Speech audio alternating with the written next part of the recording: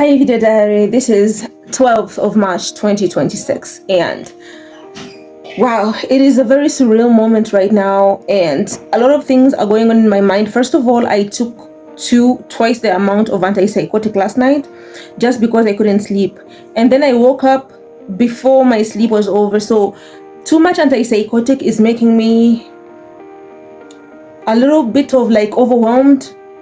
And also I'm overwhelmed because I'm literally flying out of the country. Oh my gosh, I can't believe I'm saying it's like long time coming. Every time I've already said there is a family project, I'm working on something, it has been all about getting out of this fucked up place, my country, Uganda. I don't love Uganda. I'm sick of it. It's a whole story. I don't know why. The first time I went to America, I came back to Uganda because I had never tried to earn a living in Uganda. When you try to make money in Uganda is when you realize you're better off out of it.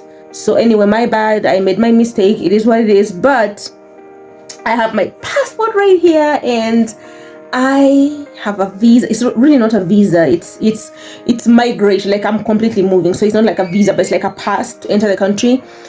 And a lot of things, a lot of emotions come with this. A lot of, oh my goodness, it has been 6 years and I got a second chance after 6 years. Oh my goodness, did I waste my 6 years? Because I left the US when it was 2020. I believe I will put the age in here. I think it was about maybe 24 and now I'm 31 and I finally got the chance to get out of the country. So it has been 6 years that I don't want to say I've been poured down the drain, because at least I have medicated my mental illness. And talking about mental illnesses, can you imagine, you guys?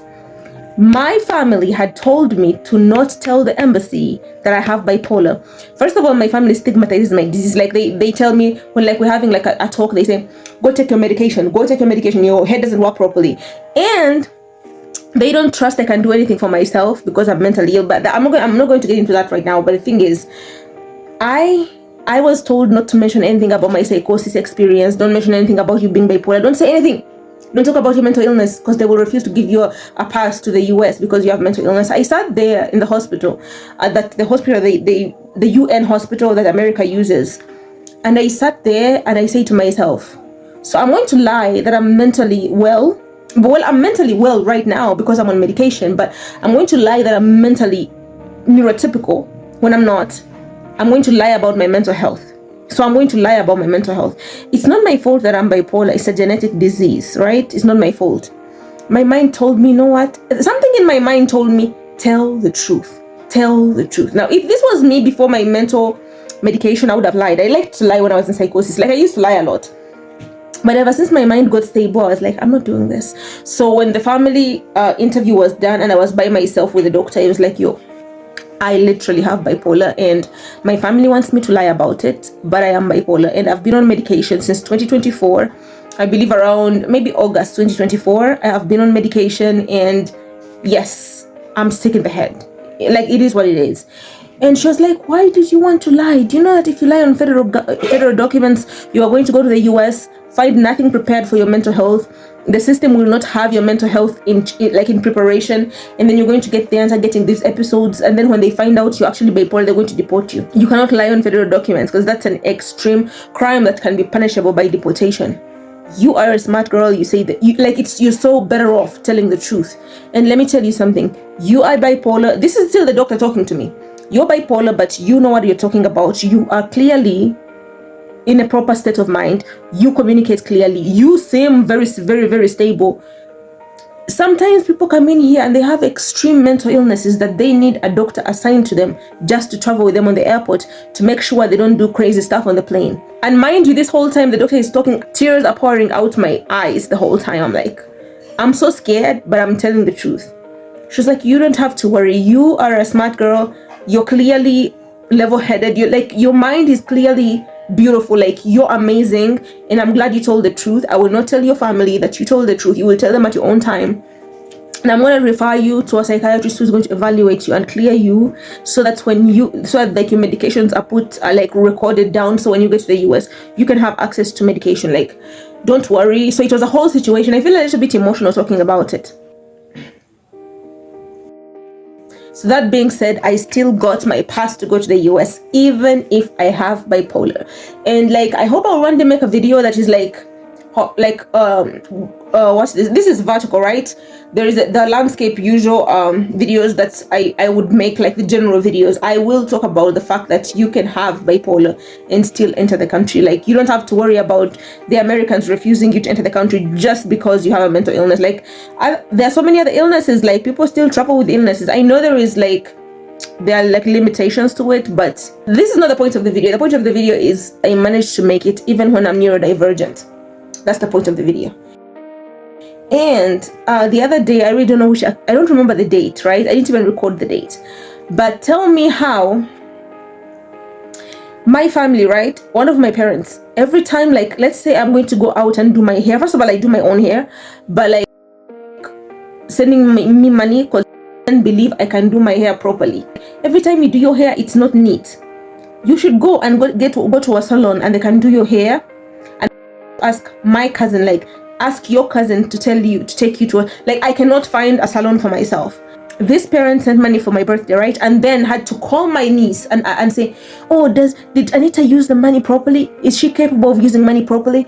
Like, I remember one of my brothers, there was a disagreement at home and he had to call other people and say, oh, is it true that Anita is saying this happened? Is it true that it happened? Because they don't trust me. And they think I am so incompetent of getting anything done for myself. And do you remember, you guys, I told you about when I was coming to live in Kampala, right? One of my brothers, this is like the middle child, I think, the third born brother. And my dad was saying, oh, you cannot live with people. You cannot, like, I'm not capable of living with people. I am not capable of finding a salon for my hair. I'm not capable of using money for myself. Like, there was a time they said I was not capable of buying my own phone. So they sent money to one of my brothers and he bought a fake phone because he wanted to eat some of the money. And I laughed at it because, yo, you said I was not capable of buying my own phone. Let me tell you something. It hurt me so badly, the fact that according to them, I'm not capable of doing anything for myself. Because I have a history of bipolar, because I went through psychosis and whatever the fuck. And you know something? It's okay though. Like, right now it didn't hurt as badly as when I actually sat down and then it clicked. I remember all these scenarios where they're asking, Anita said that, is it true? Is it true? Like, when I say something, they have to ask, is it true? Do you know, matter of fact, even when it's like they want like serious information, for example, if they want something like, let's say they want like legal advice, right? They want to talk about like something that is in my line of study, right? Like starting a business. They're going to ask me for my advice, and then they're going to ask other people like, oh, I remember actually, this one of the parents was trying to book flights, right? And then asked me if I know any agencies. Then when I told the person the agencies, they now had to go ask other people. Like, why are you asking me if nothing that comes out of my mind is reliable? Like, everything I say is unreliable. Everything I do is unreliable. Why are you asking me? At this point, I literally have to let people not trust me if that's what they want. That is none of my business at the end of the day. Like, yes, I'm bipolar. Did I cause it? No. But I feel like it's none of my business forcing people to see me the way I see myself, if you know what I mean. Like, I cannot force you to see me the way I see myself. And again, why the fuck do I give them my opinions? Like, fuck you, bitch. Who asked you for your opinion? Fine, they ask you for your opinion, but guess what? They don't even trust your opinion. So why the fuck are you giving them your opinions? And I made that mistake again because like a few moments today, like they were asking about something about the passports, right? I had the answer. I just kept quiet. But then today I just explained it, just trying to be friendly. I explained. I was like, afterwards I was like, bitch, who asked you for your opinion? Who the fuck asked you for your opinion among people that will always second guess your opinions? And the reason they don't trust me is because of everything I did when I was bipolar, manic, or depressed, like whatever bipolar did to me, right? And now I'm like, so I am moving on and I'm healing, right? And I'm not supposed to rush everybody's healing, but they look like they're not making any progress to heal, because now I'm seeing my potential. I'm doing really good for myself. Like, I literally am doing so good for myself. And I have these opinions of 4 fucking people. Like, literally, can you imagine? Can you imagine? 1, 2, 3, 4. 4 people in my life.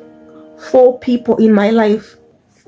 They think nasty of me. They think I cannot do anything for myself. They don't trust me, and they will do whatever it takes to make me feel like shit and not forget it, right? So it's like I'm trying to move on, and they have to remind me of where I came from. They have to remind me of my shortcomings. They have to remind me of everything that is in the past. so that I don't forget it as I enter my future, right?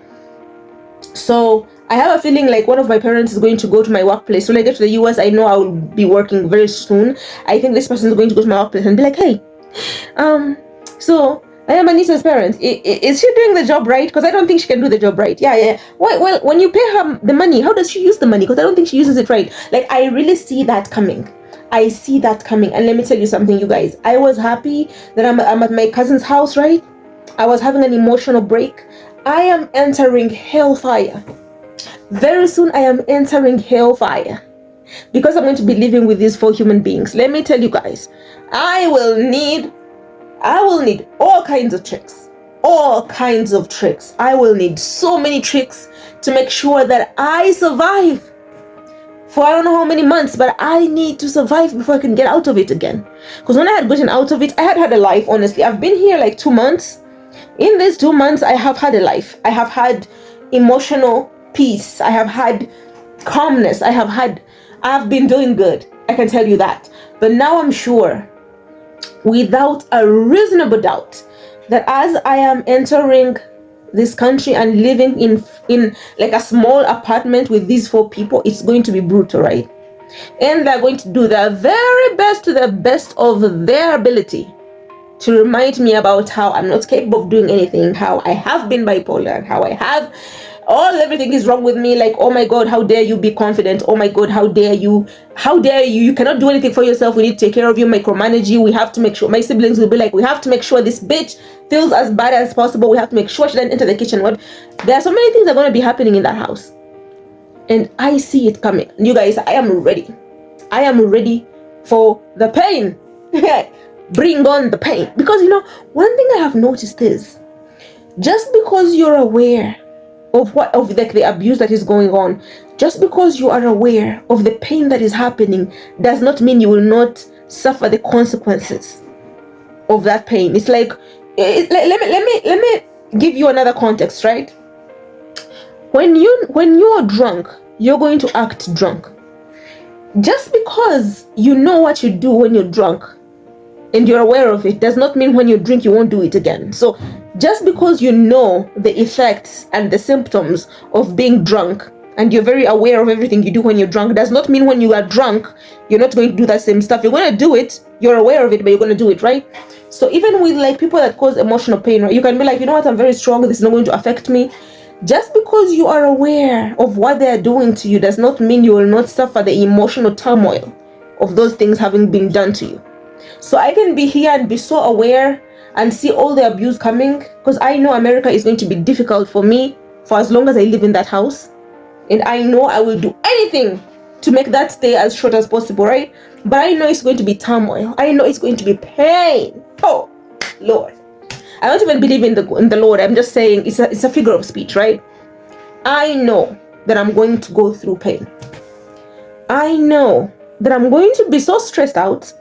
I'm going to be crying a lot. I am going to be counting down the days until I find somewhere, till I afford to get out. So, guys, wish me luck. These people are going to be trying to remind me every single time about my shortcomings, about my bipolar, about everything that has happened to me in the past. Because, they are very perfect and they're not my siblings. They have no DNA that has bipolar in it.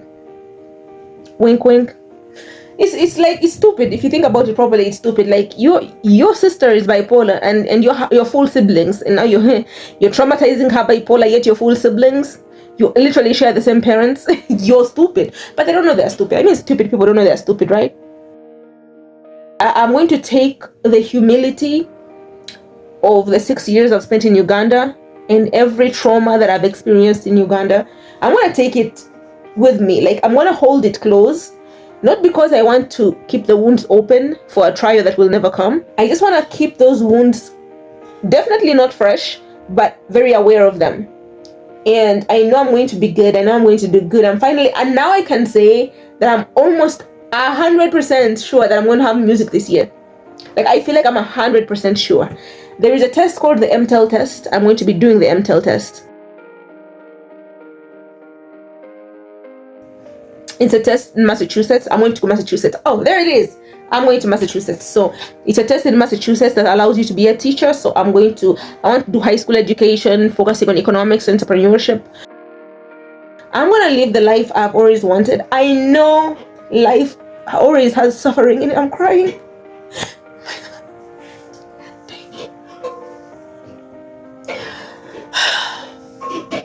I'm so overwhelmed, you guys. I'm so overwhelmed. I am so fucking overwhelmed, you guys have no idea. Like, I know I'm going to suffer in life because suffering is part of life, right? But at least I'm grateful that I know my suffering that is coming in like hours from now, like 3 days from now. My siblings will be getting into it.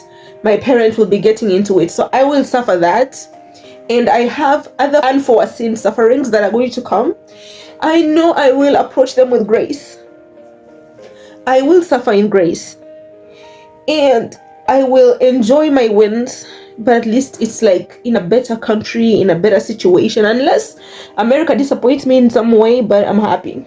I'm happy. Well, I was overwhelmed. I think it's the antipsychotics. Like, I took too much of it. This is my last video diary, y'all. It's my last video diary in this country. I don't want to come back. I don't want to come back. But I don't know. DNA is a bitch. Ancestry is a bitch. Maybe I'll come back. Maybe I won't. But I don't want to. We are going to be checking in at 9. Let me see the time right now. Let me see. It is 4:10 p.m. We will be setting off at 7 p.m. and we shall be checking in at 9:20 p.m. and we shall be flying at midnight, and we shall be reaching America, I think, after like, I don't know. Let me check. So we are going to be flying at 12:20 a.m. We shall reach Belgium. It's Brussels Airline, right? We shall reach Belgium at 6:55 a.m. We shall leave Belgium at 10:15 a.m. Well, that's not a long layover. It's not a long layover. It's a few, maybe 2 hours or something. Thank you so much for watching my video diary. I'm happy. Thank you. Till the next one.